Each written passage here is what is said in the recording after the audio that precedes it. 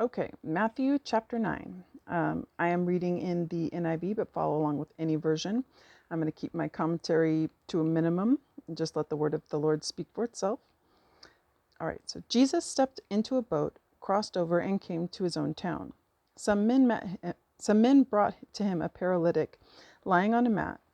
When Jesus saw their faith, he said to the paralytic, "Take heart, son, your sins are forgiven." At this, some of the teachers of the law said to themselves, "This fellow is blaspheming."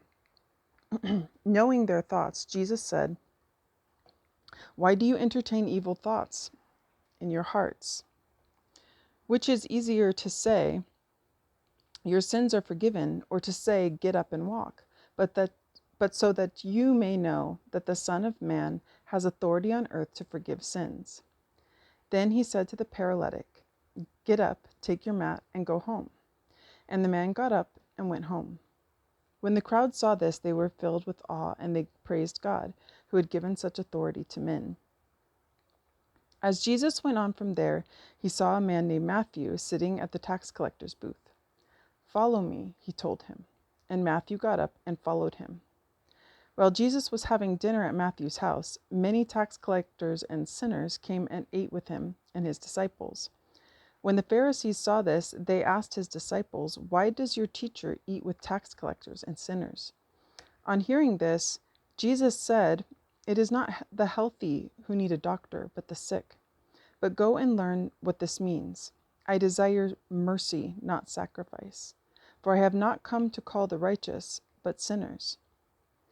Then John's disciples came and asked him, "How is it that we and your Pharisees fast, but your disciples do not fast?"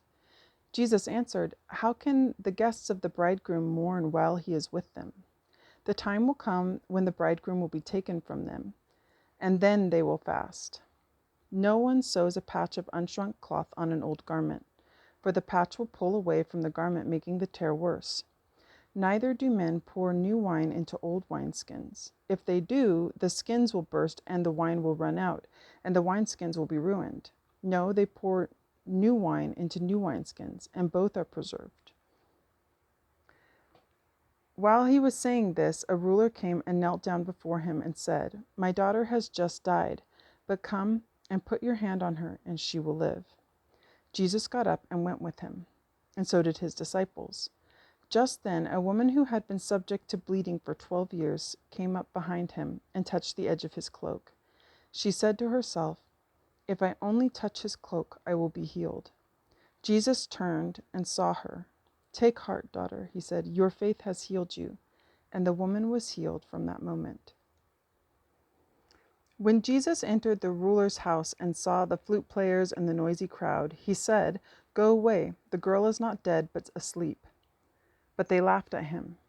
After the crowd had been put outside, he went in and took the girl by the hand, and she got up. News of this spread through all the region.